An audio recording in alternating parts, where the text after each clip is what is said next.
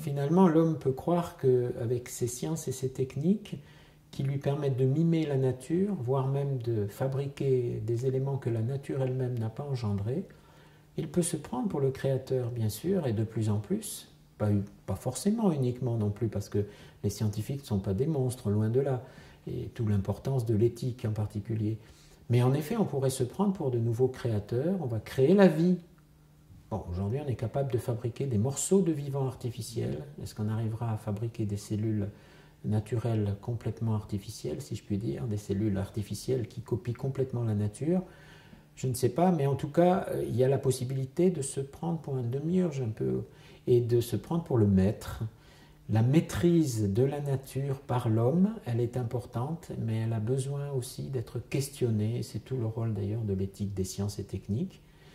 Et c'est aussi l'interpellation, me semble-t-il, de la Bible, en particulier dans ce fameux épisode si souvent cité mais mal compris, de l'arbre de la connaissance du bien et du mal, hein, où Adam, le premier homme et la première femme se retrouvent dans le jardin où il y a l'arbre de la vie au centre, et puis il y a l'arbre de la connaissance du bien et du mal. Manger du fruit de l'arbre de la connaissance du bien et du mal, c'est justement se prendre pour Dieu, c'est-à-dire se prendre pour sa propre et unique référence. Et on voit bien dans toute l'histoire que chaque fois que, même en dehors des sciences et techniques d'ailleurs, l'homme s'est pris pour sa propre source, hein, à lui-même, ça conduit à des totalitarismes terrifiants. Les pouvoirs donnés par les sciences et les techniques peuvent être mis à la disposition magnifique de l'homme.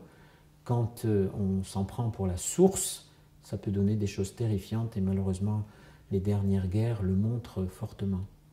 D'où l'interpellation aussi. Vous voyez, d'où le lien entre la métaphysique et le sens de la vie, le sens aussi de Dieu qu'on peut avoir, le sens de la liberté humaine, mais aussi le sens de la responsabilité humaine qui peut se dégager des métaphysiques et des religions qu'on a, dans des applications très concrètes, notamment sur l'utilisation des sciences et techniques aujourd'hui.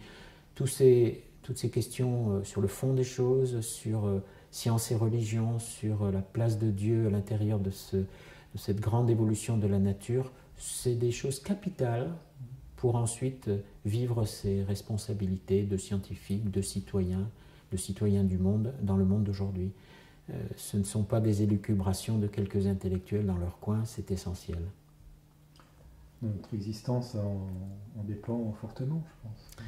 Notre existence et la qualité de notre existence, justement, sont fortement liées à ce à quoi on croit, ce qu'on a envie de construire, et je le pense, à la grande liberté dont l'homme est capable, et du coup à sa grande responsabilité, oui.